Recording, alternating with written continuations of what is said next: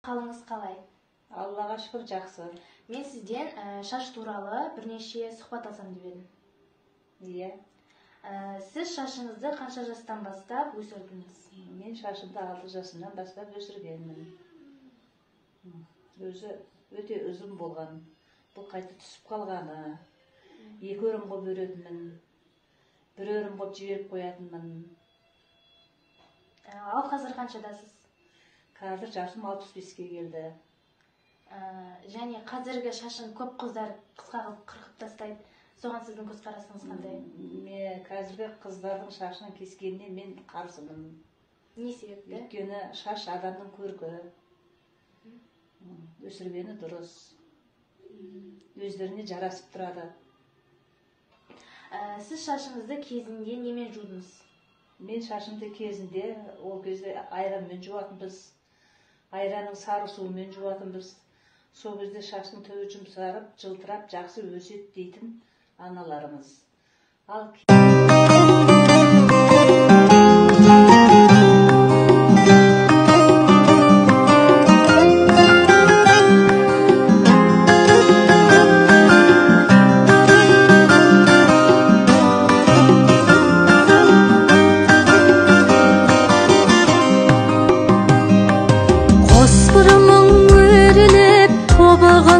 төгіліп, көздің жауын аладай, сондай көркем көрініп, ай жүзіңі сарайлы, тамсандырды талайды, көрген жандар өзіңе қор қызындай ай қарайды.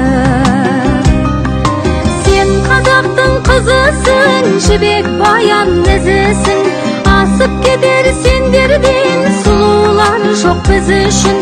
Иманы мен әдебі, қарапайым әлемі, біздер үшін қашанда қазақ қызай ой әдемі. Өзін өзі баптаған, ана үлгісін жаттаған, қазақ қызы қадірлі, ар-ұятын сақтаған, ұзын киіп жамылған, үлкендерге бағынған, қазақ қызы осылай барша жұртқа ой танылған. Сен қазақтың қызысың, жібек баян ізісің, асып кетер сендерден сұлулар жоқ біз үшін. Иманы мен әдебі, қарапайым әлемі, біздер үшін қашанда қазақ қызай ой әдемі.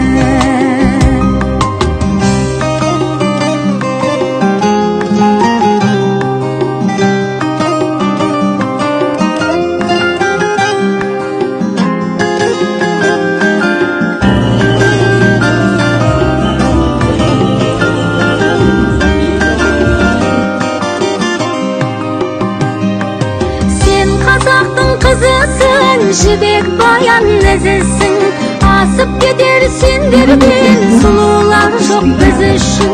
Иманы мен әдебі, қарапайым әлемі, біздер үшін қашандай қазақ қызай ой әдемі.